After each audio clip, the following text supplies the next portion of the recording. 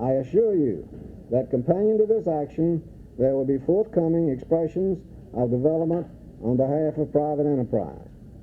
These expressions are expected to take the form of the program as outlined previously, and we expect $100 million in private development in a relatively short period of time.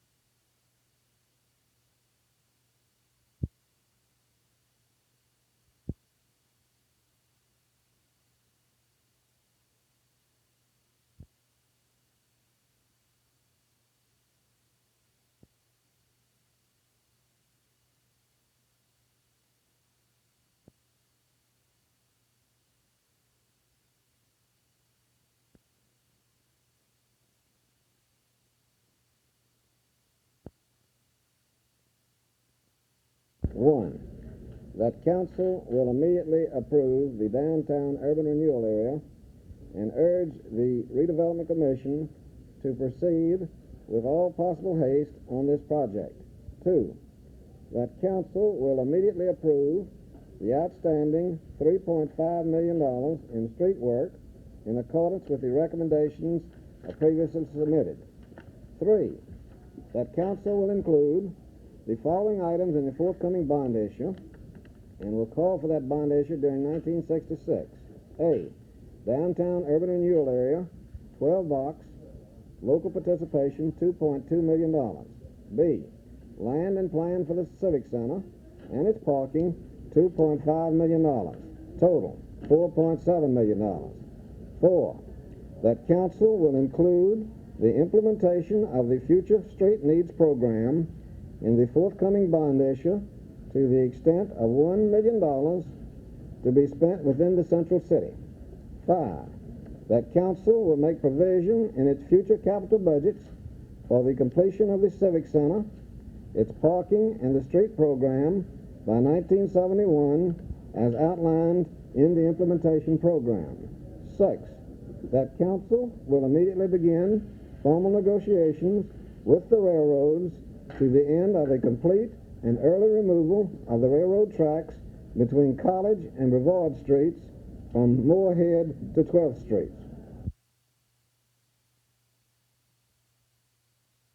If you can answer yourself this question in the affirmative, that he has truly made Charlotte a better place to live in, he has brought more industry and progress and prosperity to this area than any other man, please vote for him. Ask yourself this question: what has he contributed to the race spirit of this community, where it's the finest in the land? If he has contributed to this, you say, we vote for him. Then ask yourself, has he cut my taxes? Has he cut the cost of living? What has he done in these things that affect me, the average citizen? John Plumage, because I live here too in Charlotte. This is my home. I'm not running from here. I was born and raised here, and my kids are going to go to school here tomorrow. I'm interested in this community, and I'm interested in your vote. Thank you very much.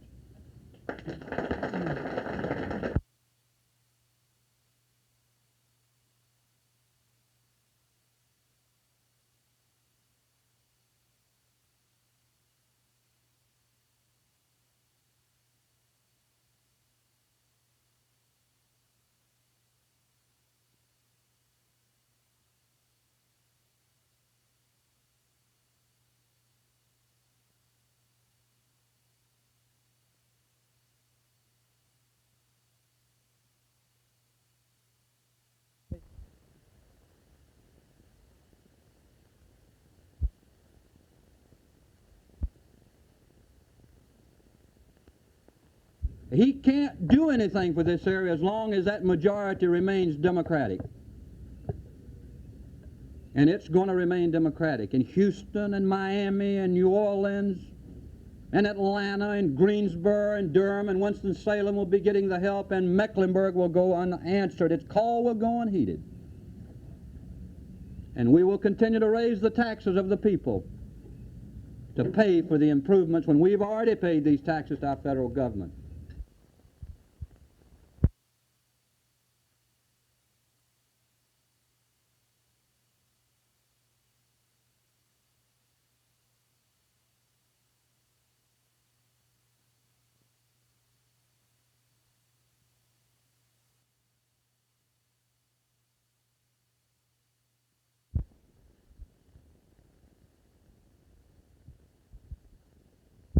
Yes, they are now going on. They haven't not been completed.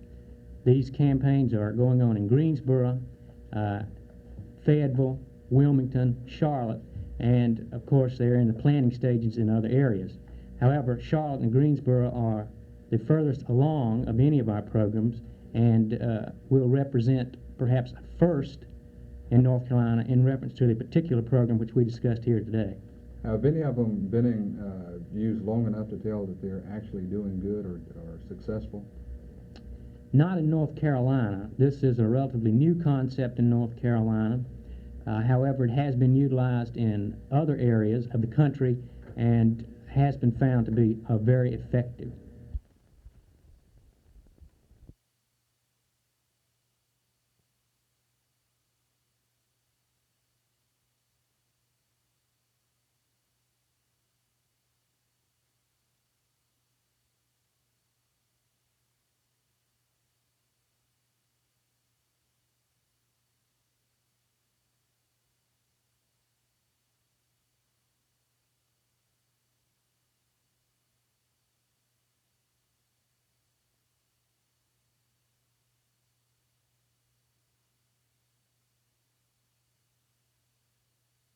I'm afraid he overlooks the fact that the 8th District comprises something more than just Charlotte and Mecklenburg County, John.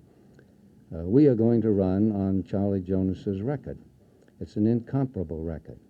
We're not going to run on the obvious weaknesses and deficiencies of an obscure and unknown opponent. What will you be telling the people that Mr. Jonas has accomplished in 14 years? I listened to Mr. Jonas's opponent last night over the radio, and apparently he hasn't done much of his homework or his research work. I have in mind right now, for instance, how Mr. Jonas almost single-handedly brought to North Carolina this National Center for Environmental Sciences, involving an expenditure of some $25 million, employing about 1,000 people. I have in mind, for instance, that here in Charlotte, and Mr. Jonas's opponent seems to refer to Charlotte quite a good deal in his campaign, that here in Charlotte we have received about 30% of all the federal aid that has come to North Carolina in connection with airport development. We have not neglected, or he has not neglected, our adjacent counties. Anson County, in their water problem over there. Lincoln County has profited by it. Mr. Jonas represents the 8th District in North Carolina, and he has done it ably and remarkably well. I think that this is nothing more than a natural outgrowth of revising the organization of the police department. And what I'm trying to do here is fit our talents in the right places in order to implement the organization and make it work properly. In view of the fact that he did not comment himself, I am insisting upon seeing him in person, and I hope to have a conference with him at the earliest possible date to bring to his attention the unfortunate and intolerable situation which is going on in North Carolina right at this moment. Our people are upset and distressed. What are the worst of the situations that you have observed? Well, they're attempting now to move entire classes from one high school to another high school, so as to bring about forced integration. And I'm speaking not only on behalf of the white parents and the white children, but of the Negro parents and the Negro children. Now, they aren't happy over the situation. They don't want to be moved out of one school into another school, just for the purpose of accomplishing integration.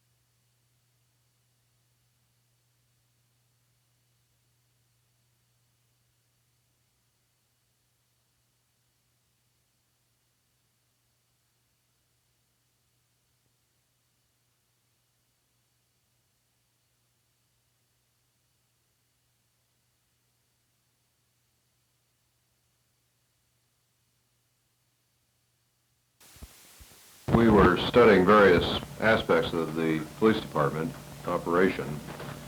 It became apparent that one of our greatest needs was to develop an improved information system, or what would more popularly be called a records system. And in evaluating the various and sundry record systems that presently exist in the department, we discovered that the best records operation existed in the Detective Bureau. We are simply moving the talent that apparently was able to develop a satisfactory and productive records function in the detectives to the departmental records problem, in the hope that the same type of ability can be used to the advantage of the entire department.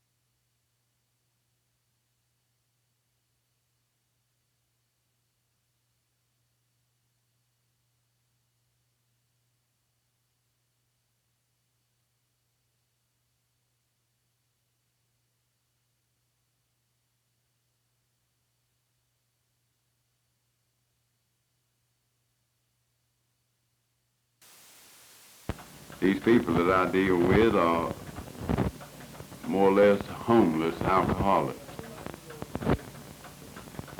And after I talk with them into the city jail, then they are released. The only place that they have to go is back out on the streets, or back into the alleys, or back to the backyards where they were arrested and picked up. We need a place to carry these people so that they can have an opportunity to prove themselves.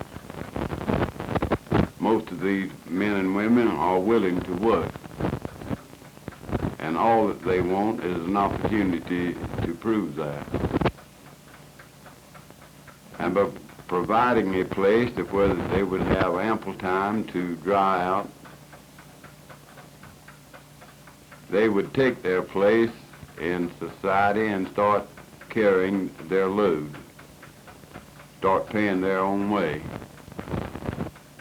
and stop being a burden to the taxpayers, a nuisance to the people who walk the streets of Charlotte, seeing these people drunk on the streets. Most of these men and women don't even want to drink, but they have no other choice because actually they don't have any place to go.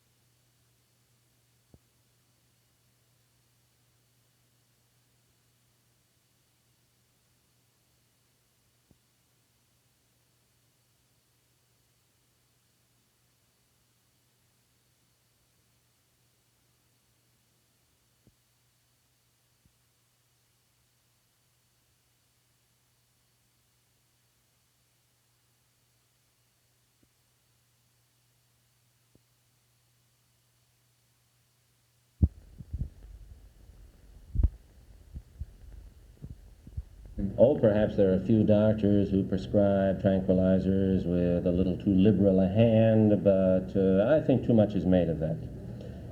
This troubles me always a little bit because one of the most common popular tranquilizers is available to everybody without description, well, practically everybody, and that's alcohol. You can get a tranquilizer as close as your nearest liquor store, and why we should worry about the abuse of pills when we have in alcohol a drug which is really more addicting and probably causes more human distress and incidentally more crime than any tranquilizer pill ever used, I think that problem's a little overrated. Now, in another sense, we may live in sort of a tranquilized world, or what would like to be a tranquilized world, because we're living in a world that faces a lot more stress.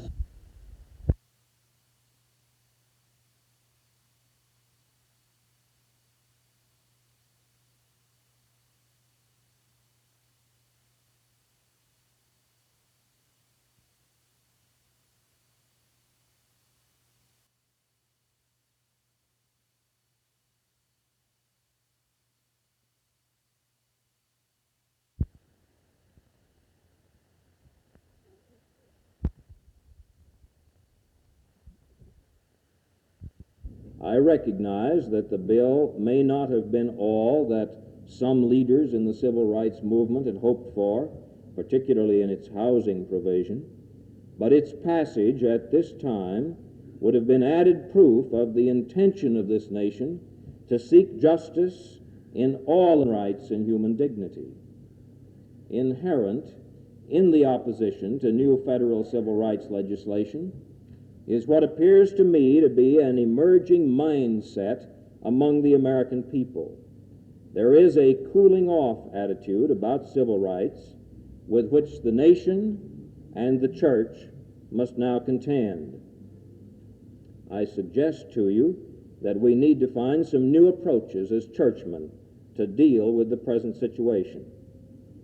It is clear to me that providing adequate, desegregated housing is one of the strongest challenges we are called upon to meet in Charlotte, throughout the Southeast, and particularly in the great cities and suburbs of the North. It is evident that the time has come for us to encourage new legislation and enforcement and implementation of present legislation at the state and local level. We must attempt at these levels the same things that the United States Senate has refused to do for the nation as a whole.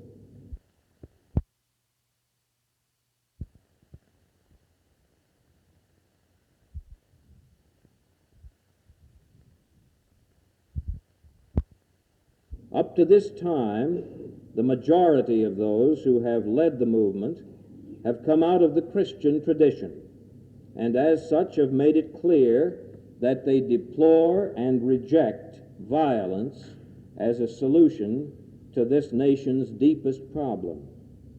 Now, some leaders seem to condone violence. It is perhaps a cliché, but it is true that violence perpetrated by white men or by black men begets violence. The Church of Jesus Christ must continue to seek peaceful means for settling the differences that exist among men. It must still proclaim with new force and clarity the message of reconciliation.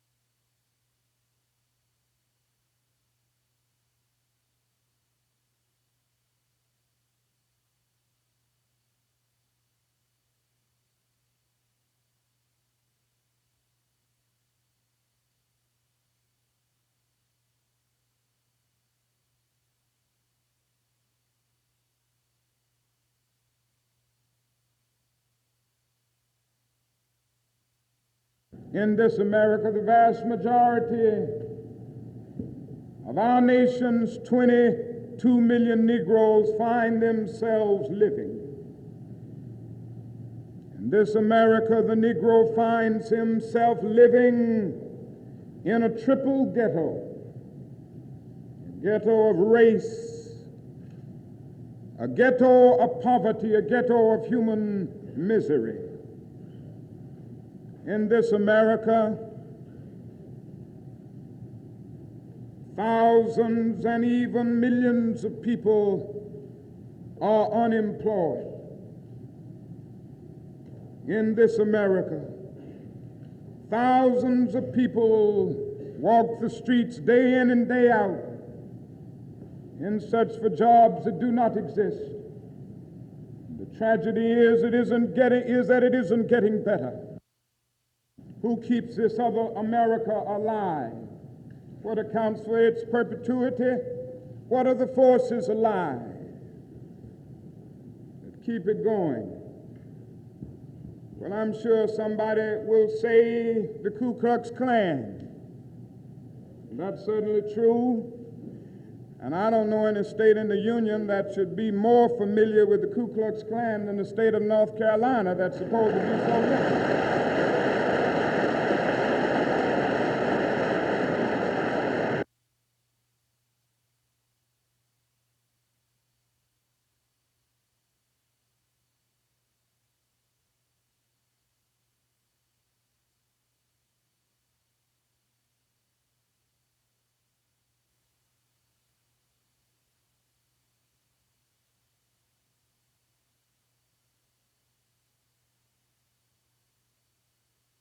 We can spend $800 a second, $2 billion a month, $24 billion a year. The war in Vietnam and billions of dollars. To put a man on the moon, we can certainly spend billions of dollars to put God's children on their own 2 feet.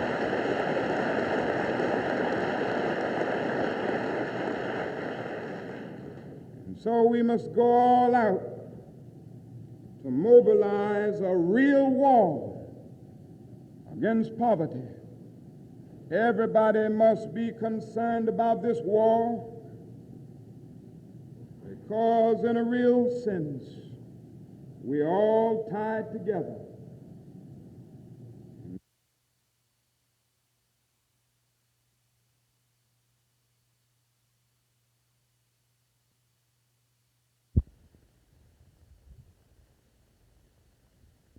Our power is not in bricks and bottles.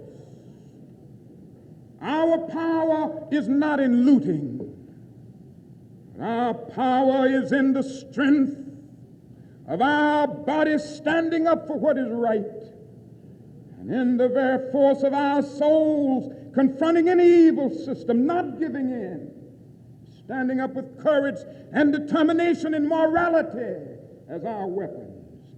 And that is something about that ultimately disarms the opponent. It exposes his moral defenses, it weakens his morale, and at the same time it works on his conscience, and he doesn't know how to handle it.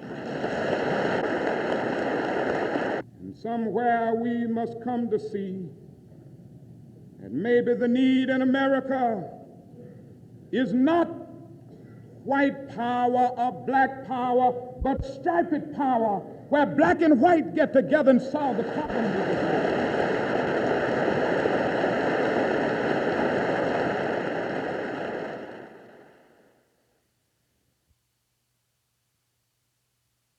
The net result would be to place the principal powers of the chairman in the hands of an executive committee of 6 members, composed of the chairman of the several standing subcommittees. Has there been any precedent for this in the past? I really can't say.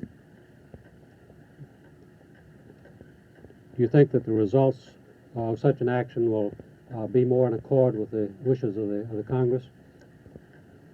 I believe so, and I believe that the business of the committee can be conducted and disposed of in a more orderly fashion under the proposed new rules.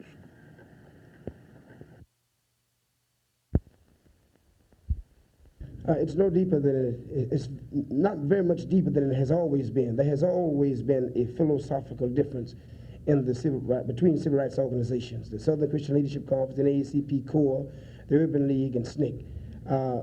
There has always been a philosophical difference, and there is a philosophical difference today. Those philosophical differences nowadays are more publicized and expounded upon orally and publicly than they have in the past. You think there's a danger that the nonviolent advocates like Dr. King may be losing some of their leadership? I don't think we're losing in our leadership. This is possible, but the thing that makes it so possible is the inability of the white community and America, the system in which we live, to yield to justice. For instance, Negroes largely advocate and do violence out of disrespect for the law. What Negro can respect the law in Grenada, Mississippi that allow beastly white men to beat little bitty children who seeks equal education? This is the thing that will eventually, if there's ever a real rise in violence in the Negro community, not from the advocates of the civil rights organizations themselves.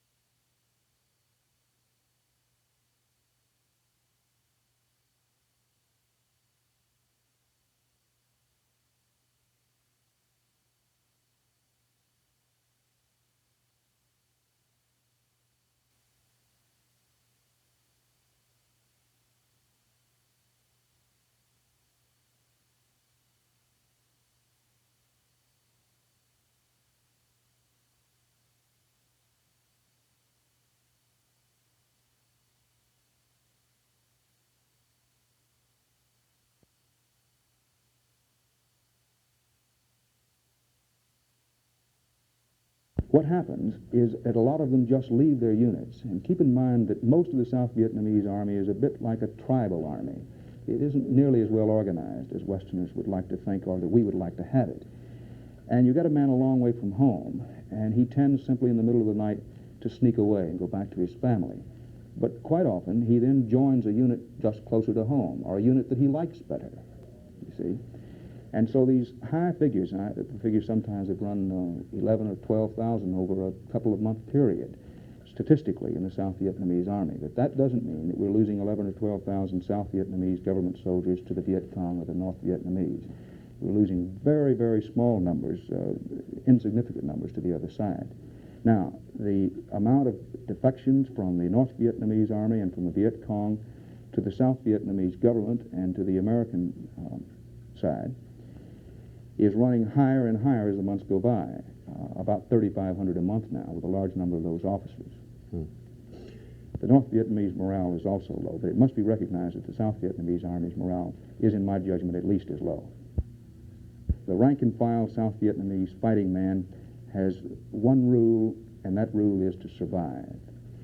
There are some elite, very good units, but they're few and far between. By and large, the South Vietnamese Army's morale is extremely low. Well, if the South Vietnamese morale is low, could this account for the relatively high rate of defections, which we see in the statistics, and are those statistics significant? The defection figures, I think, are misleading on the South Vietnamese Army.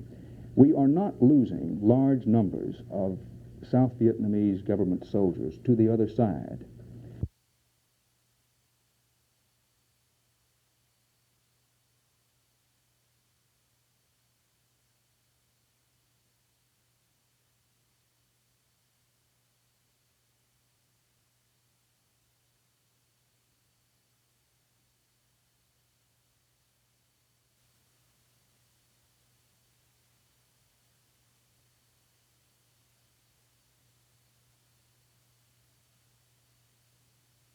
The way the program works is that a committee in North Carolina, of which I am a member, which has been established with Mr. Bowles as the chairman, goes into partnership with a similar committee of respectable, responsible individuals in an area of South America, in this case, Bolivia. These two committees work in partnership to fund or finance worthy projects for the people of South America. In our case, in the city of Cochabamba, which is the largest city in Bolivia, our committee there filters out a number of suggestions and selects worthy projects which they send to North Carolina, which our committee counter approves, and then we go before civic groups in North Carolina to get them to fund these projects.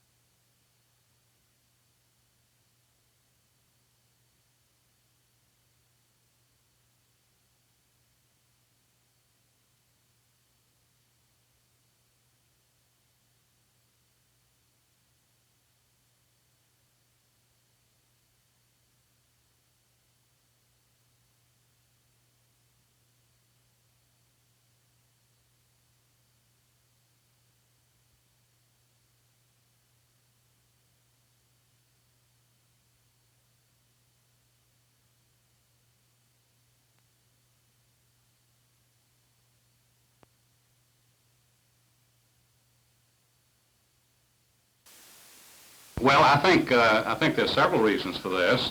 One, of course, is the fact that the unemployment level is quite low in this area, and that as a consequence, there are not as many people interested in it. Second, perhaps, may be that the word has not gotten around that the salary scale has been recently adjusted to the point where these men can and are making reasonable salaries. I think these are certainly two of the major reasons. Surely it's not a question of morale, because I think this organization has a very high morale. I think this has been obvious to all of us who've served on the on the board in the 2 or 3 years that each of us has been on.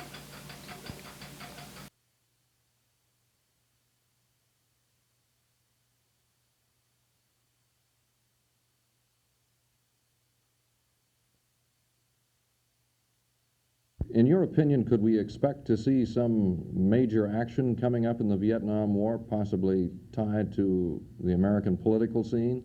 I think it's very possible that President Johnson will have some kind of escalation in the war before the congressional elections. Either just before or just after the elections, in my judgment, we will see a fairly large escalation of the war coupled with something in the Olive Branch Department. Although our morale is extremely high in this group, we want to keep it as such and bring it up to the level that has been maintained over the years.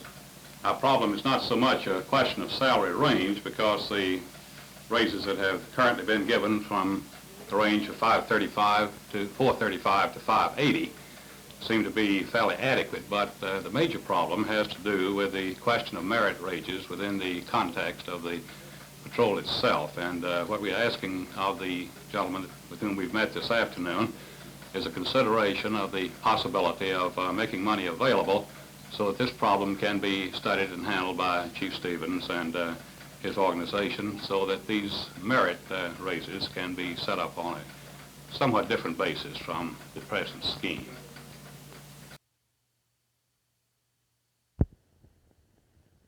No more so than the Student Nonviolent Coordinating Committee and CORE and NAACP has in the past. Neither of these civil rights organizations have ever advocated Negroes should let white people just beat them down without protecting themselves.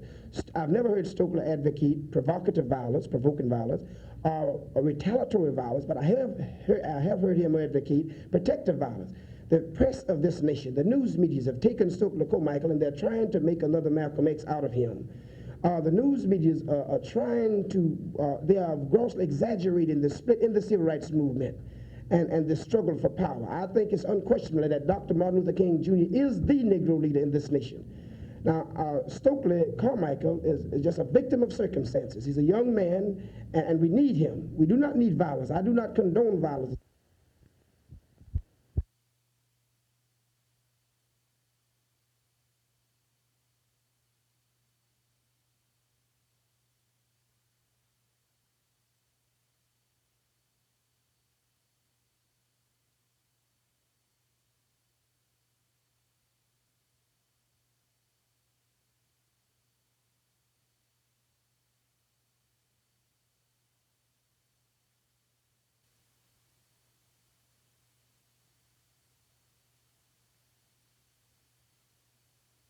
We have seen here when a committee chairman, because he is of a minority group, has been challenged, and in this challenge he has come forth victorious.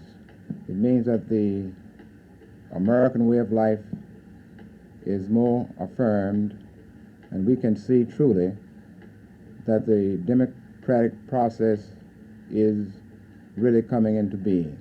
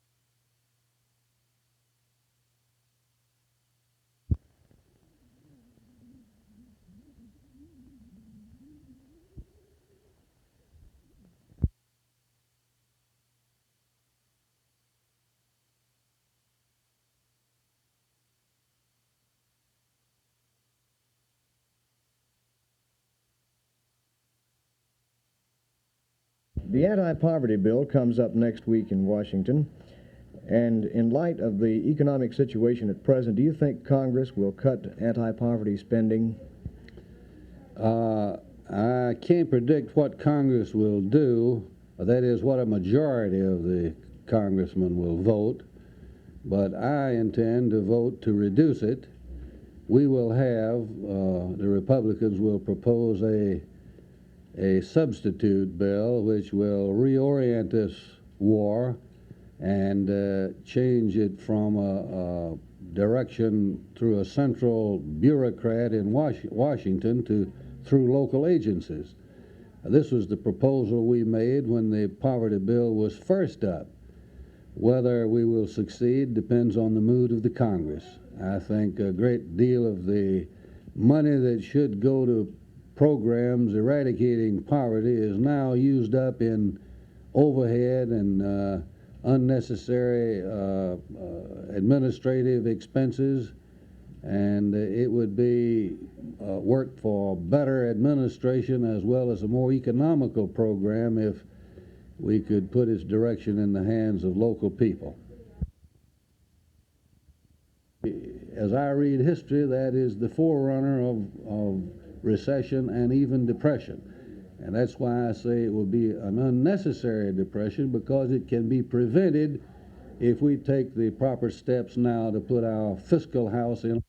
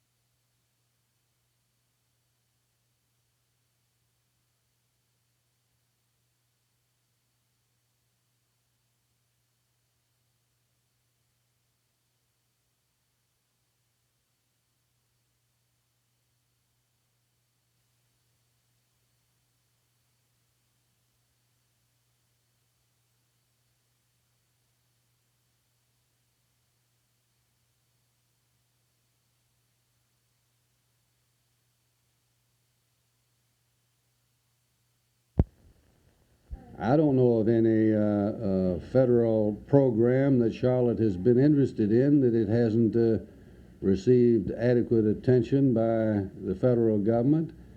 I notice a new federal building and post office is in prospect. The urban renewal program is adequately financed. Funds have been advanced in loans and grants to Queens College, Johnson C. Smith University, University of North Carolina at Charlotte. Other programs are receiving consideration, and I don't know of any thing that Mecklenburg County has sought that it hasn't received, or any program that hadn't received consideration and attention.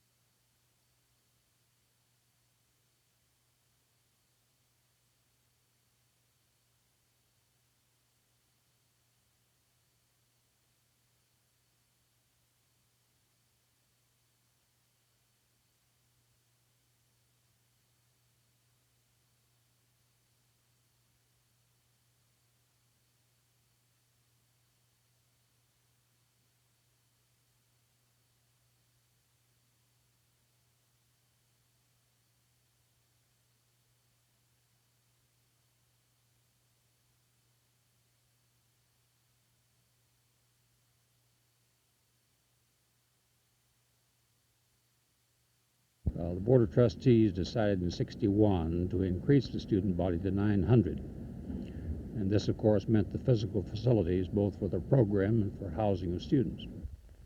Suppose we take a tour of some of the physical facilities we've been talking about, say the Fine Arts Building behind us. I think you'd find the Fine Arts Building a very interesting one.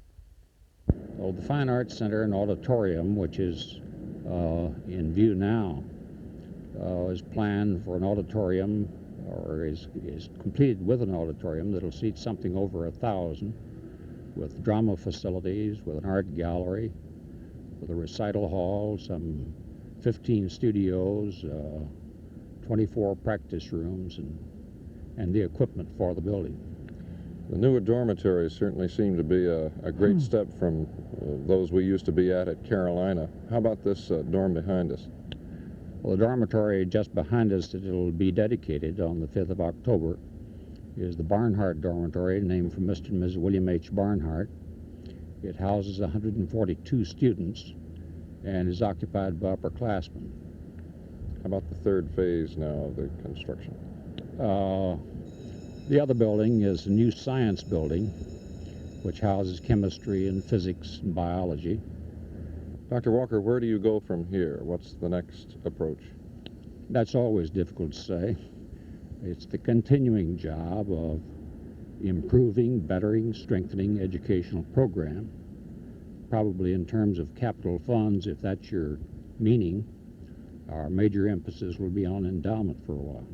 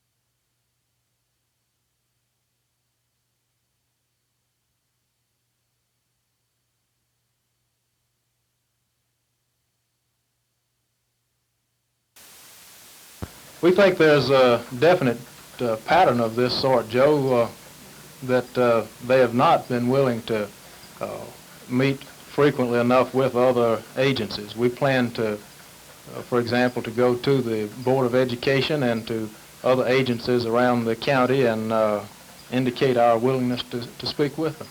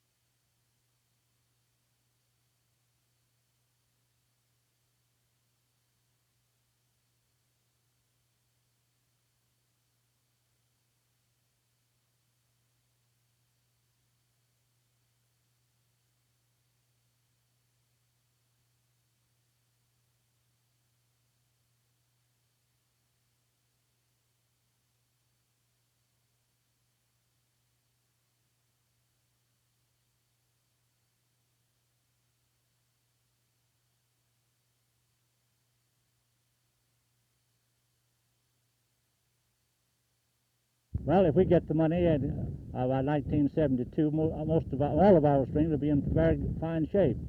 But the problem is they have to then be kept in good shape all the time. We have to constantly monitor them. They're not going to stay in good shape. They have to be kept in good shape. How will this be done, sir? Well, by industry and the municipalities. Our permits are 5 and 10 years. In other words, we take a check on it at the end of every 5 or 10 years, depending on the industry or the municipality as to the condition of it.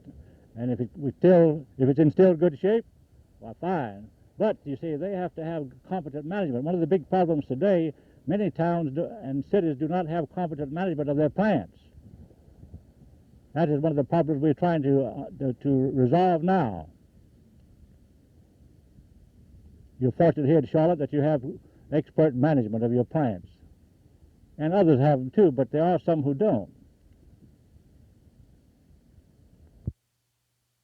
The substitute that will be offered by the Republicans, which will come in for considerable debate also, would continue the war on poverty, all right, at a reduced level, about $400 million less.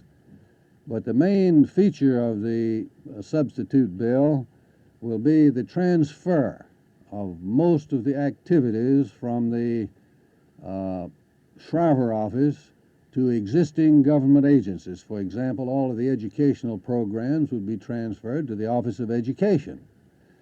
The manpower retraining programs would be placed in the hands of the Department of Labor. And there would be a call for a partnership to be worked out between the federal government and the state governments and local governments in operating these programs, and would bring into the picture the private enterprise system in the youth training program. In other words, it would offer private enterprise help in employing employable young people, the youth of the land, for on-the-job training.